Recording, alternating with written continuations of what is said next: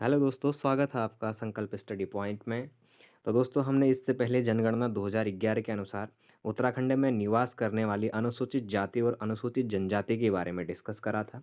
अच्छा, अनुसूचित जातियों के बारे में मैंने आपको बताया था कि यह अपनी ही 65 उपजातियों में विभक्त है। अच्छा, साक्षरता की बात भी मैंने करी थी। नैनीताल जो हमारा डिस्ट्रिक्ट था, नैनीताल में सबसे ज़्यादा साक्षरता एससी की थी। और पुरुषों की साक्षरता की बात करेंगे, पुरुष कहें या महिला साक्षरता की बात करें, दोनों हमारे कहाँ पर थी, नैनीताल में ही थी। ठीक हो गया। फिर मैंने आरक्षण की बात करी थी।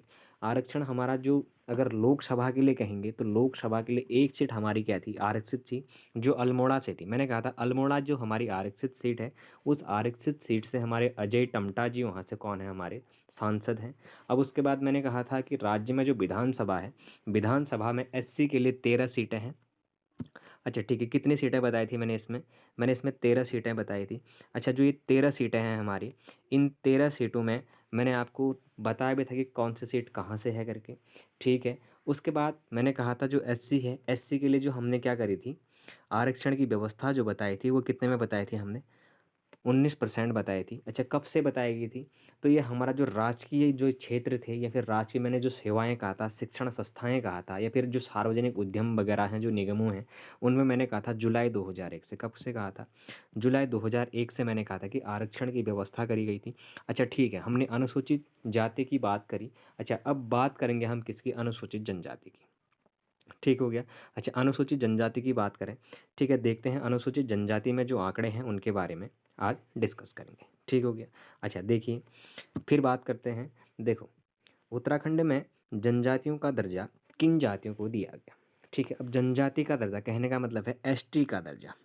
किस चीज़ का, एसटी का दर्जा किन जातियों को दिया गया, उसके बारे में बात करता है। तो सबसे पहले देखते हैं, जौनसारी हमारी जनजाति है। अच्छा, जो जौनसारी जनजाति है, ये गढ़वाल की सबसे बड़ी जनजाति है। कहाँ की है, गढ़वाल की है। ठीक हो गया। और उत्तराखंड में पूछेंगे तो दूसरे नंबर की सबसे बड़ी जो जनजाति है वो हमारी कौन सी हो गई, जौनसारी हो गई। अच्छा, सबसे बड़ी जो जनजाति है हमारी वो कौन सी है, थारू है। ठीक है।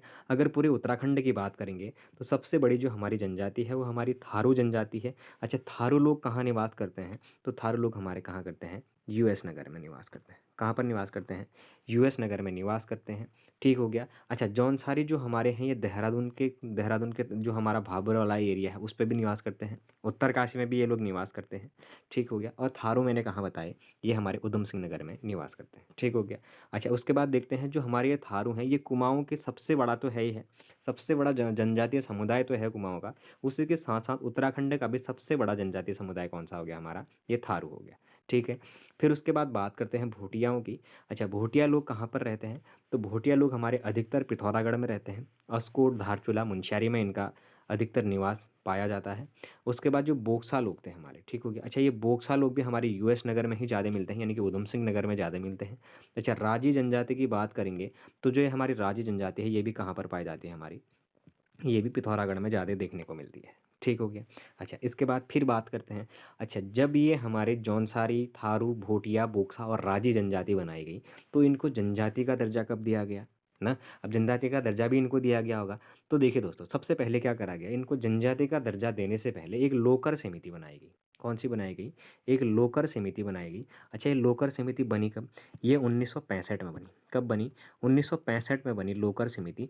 अच्छा, कोई भी जब आयोग बनता है, अगर किसी भी चीज़ की, अगर हम क्या करते हैं, पहले कोई भी चीज़ बना रहे होते हैं तो उस चीज़ को बनाने से पहले समिति बनानी बहुत ज़्यादा ज़रूरी होती है।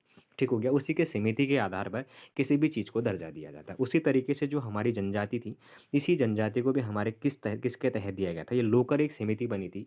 ठीक हो गया। ये लोकर समिति हमारी 1965 में बनी थी।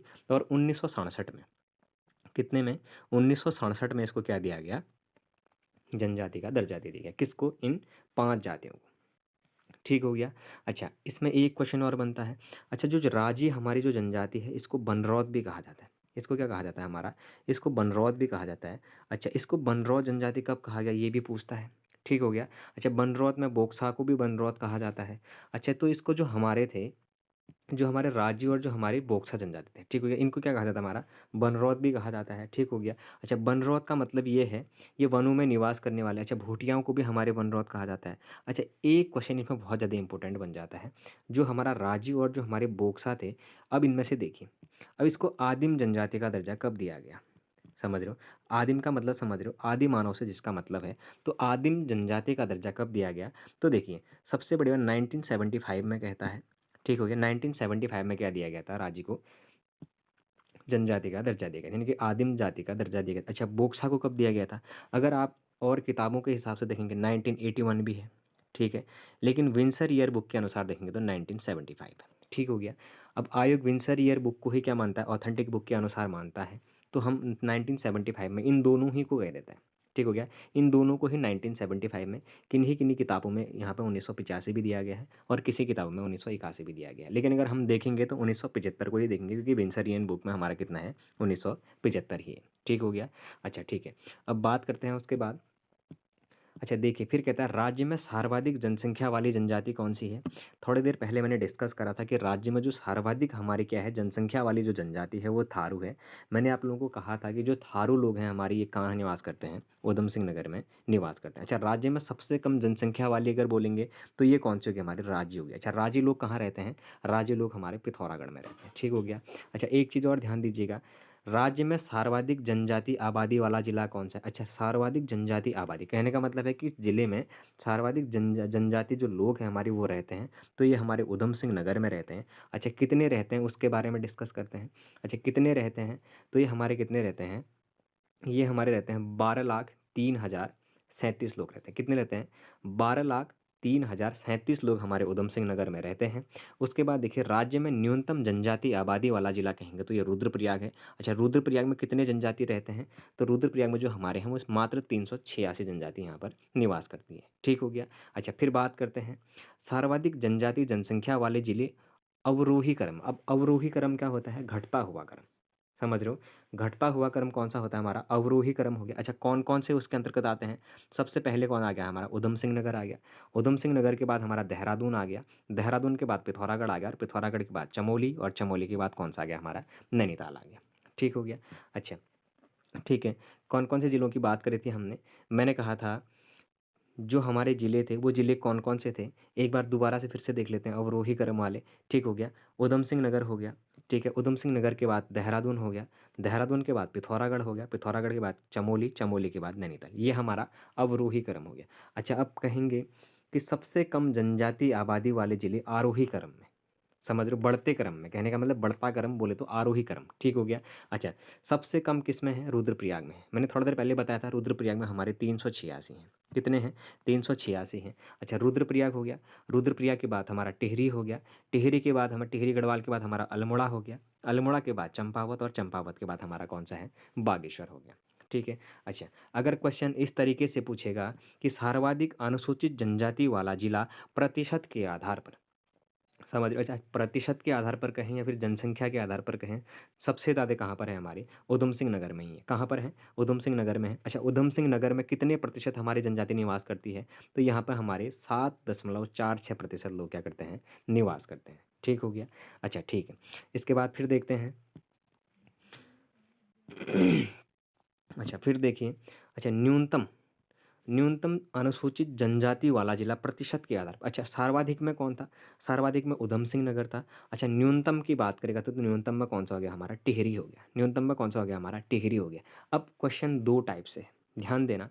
अगर क्वेश्चन पूछेगा सबसे कम जनजाति कहाँ रहती है, तो ये हमारे कहाँ रहती है? उधम सिंह नगर में ये हमारे कहाँ रहती है? रुद्रप्रयाग में रहती है। थोड़ी देर पहले बताया था मैंने, 389 रहती थी, ठीक हो गया। कितनी रह रही थी? 389 के आसपास रह रही थी। मैंने कहा था कि कहाँ पर रह रही थी ये? हमारे रुद्रप्रयाग में रह रही थी, ठीक हो गया। अच्छा, अगर बात करेगा अगर प्रतिशत के आधार पर, ठीक है, न्यूनतम अनुसूचित जनजाति वाला जिला अगर कहेगा तो ये कौन सा था हमारा? ये टिहरी हो जाएगा। ये कौन सा हो जाएगा हमारा? ये टिहरी हो जाएगा। इस बात का ध्यान दीजिएगा। अच्छा, फिर देखते हैं। अच्छा, अगला क्या बोलता है? राज्य में सर्वाधिक अनुसूचित जनजाति जनसंख्या वाले जिले घटते क्रम में, समझ रहे हो? अब घटते क्रम में कह रहा है, कहने का मतलब कौन सा क्रम हो गया? अवरोही क्रम हो गया, ठीक है। अवरोही क्रम का वहाँ पे आप विशेष ध्यान दीजिएगा, आरोही अवरोही में अधिकतर बच्चे कन्फ्यूज हो जाते हैं। ठीक है, तो अगर अवरोही क्रम कहेगा तो घटता हुआ क्रम है, आरोही क्रम कहेगा तो बढ़ता हुआ क्रम है। अच्छा ठीक है, अब जनसंख्या घटते हुए कहेगा तो सबसे ज़्यादा हमारे कहाँ पर थी? सबसे ज़्यादा तो हमारे उधम सिंह नगर में थी। अच्छा, उधम सिंह नगर में कितनी जनजाति है हमारी? 7.46% पहले भी बता चुका हूँ। उसके बाद दूसरा हमारा जौनसार भाबर जो क्षेत्र आता है देहरादून का, वहाँ पर हमारी 6.58% है। फिर उसके बाद पिथौरागढ़ की बात करेंगे, पिथौरागढ़ में हमारी भोटिया लोग रहते हैं, इसमें हमारी 4.04% हमारी जनजाति रहती है। और जो हमारी चमोली है, जो मारछा तोलचा जो लोग हमारे रहते हैं, ये कहाँ पर रहते हैं? चमोली में रहते हैं। अच्छा, इनकी जो परसेंटेज है वो कितनी है? 3.13% कहाँ निवास करती है? हमारा चमोली में निवास करती है। ठीक हो गया। अच्छा, उसके बाद फिर देखते हैं राज्य में अनुसूचित जनजाति वाले जिले बढ़ते क्रम में, यानी कि आरोही क्रम में जब बात करेगा। अच्छा, सबसे कम मैंने प्रतिशत के आधार पर कहाँ कहा था? मैंने कहा था टिहरी में। अच्छा, टिहरी में कितना कहा था मैंने? 0.41 कहा था। अच्छा ठीक है, उसके बाद दूसरा अल्मोड़ा आ गया। अल्मोड़ा में कितना है? 0.20% है। उसके बाद फिर अगर हम पौड़ी की बात करेंगे तो 0.32% हमारा पौड़ी में हो गया। फिर अगर हरिद्वार की बात करेंगे तो 0.33% हमारा कहाँ पर हो गया? हरिद्वार में जनजाति क्या करती है? निवास करती है। ठीक हो गया। अच्छा, मैंने कहा था सबसे ज़्यादा अनुसूचित जनजाति कहाँ निवास करती है? तो हरिद्वार में कर रही थी। ठीक हो गया। अच्छा देखिए, यहाँ पर अगर एसटी की बात करेंगे, अगर जनजाति की बात करेंगे, तो यहाँ पर ना के बराबर ही जनजाति रह रही है। ठीक हो गया। प्रतिशत के आधार पर सबसे कम कहाँ पर है? टिहरी गढ़वाल में है। अगर जनसंख्या के आधार पर सबसे कम कहाँ पर रहेगा तो कहाँ हो जाएगा? हमारा रुद्रप्रयाग हो जाएगा। ठीक हो गया। अच्छा, फिर देखते हैं अनुसूचित जनजाति साक्षरता दर की बात करेंगे।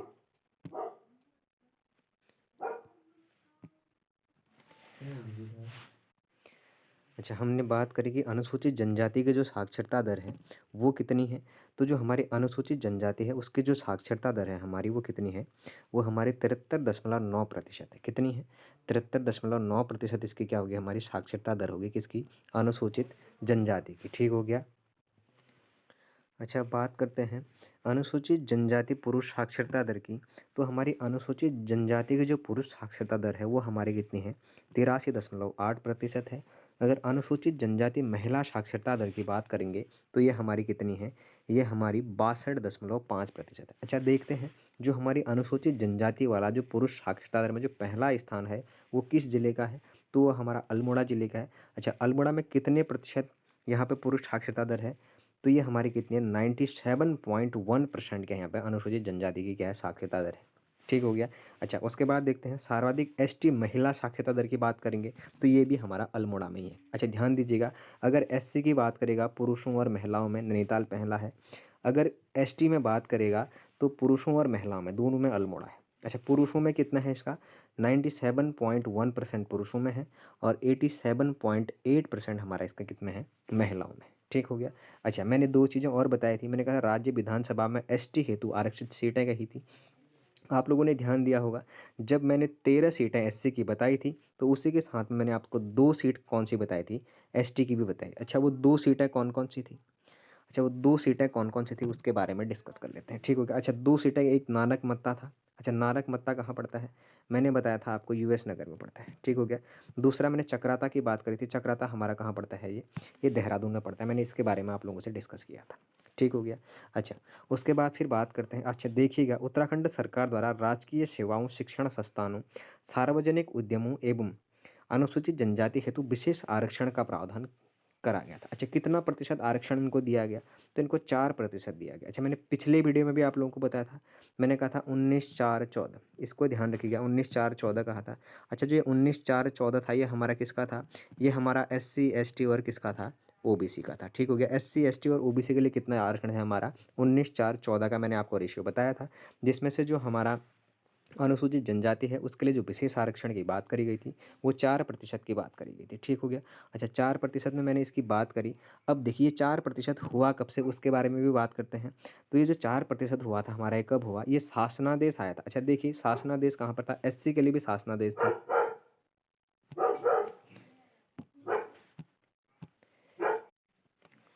अच्छा देखिए, जो हमारे शासनादेश थे यह अगर हम कहें 2001 के अनुसार लागू हुआ था। अच्छा, एससी और एसटी दोनों के लिए एक ही शासनादेश लागू हुआ था, जो हमारा कब से हुआ था? जो हमारा जुलाई 2001 से हुआ था। ठीक हो गया। अच्छा, जुलाई 2001 से क्या करा गया? जो हमारा आरक्षण की जो हमारी क्या थी, इन विशेष जो हमारे क्या थे, जो हमारे सार्वजनिक संस्थान थे या फिर सार्वजनिक जो हमारे क्या थे, राजकीय सेवाएं शिक्षण संस्थान थे, उनमें जो हमारी 4% का जो आरक्षण था अनुसूचित जनजाति के लिए, इसको शासनादेश जुलाई 2001 के अनुसार क्या करा गया था, इसको लागू करा गया था। ठीक हो गया। अच्छा दोस्तों, ठीक है। अगर आप लोगों ने इससे पहले का अनुसूचित जाति वाला वीडियो अगर देख लिया है तो आप इस वीडियो को भी देखें, क्योंकि उससे आपका एक और रिवीजन हो जाएगा। क्योंकि एक रिवीजन आपका हो चुका है अगर इससे पहले आपने अगर उस चीज़ को पढ़ा है, और एक रिवीजन आप लोगों का ये वाला हो जाएगा। ठीक है, आप लोगों के दोनों ही रिवीजन हो जाने हैं। ठीक हो गया। इसके बाद हम जो हमारी इसकी उपजातियाँ हैं, जो मैंने बात करी थी, जौनसारी, हमारी थारू, फिर भोटिया, उसके बाद जो बोक्सा और राज्य की जो बात करी थी उसके बारे में डिस्कस करेंगे। और प्रत्येक ही जनजाति को लेके उसके जो रस्में हैं, उसके जो रीतियाँ हैं, उनके बारे में भी डिस्कस करेंगे। अच्छा, अगर ये वीडियो आप लोगों को पसंद आया हो तो चैनल को सब्सक्राइब करें, लाइक करें, कमेंट करें। और आप लोग अगर कोई विशेष टॉपिक भी क्लियर करना हो, अगर आप लोगों को कोई विशेष टॉपिक पर वीडियो बनाना हो तो आप लोग कमेंट करके ज़रूर बताएं।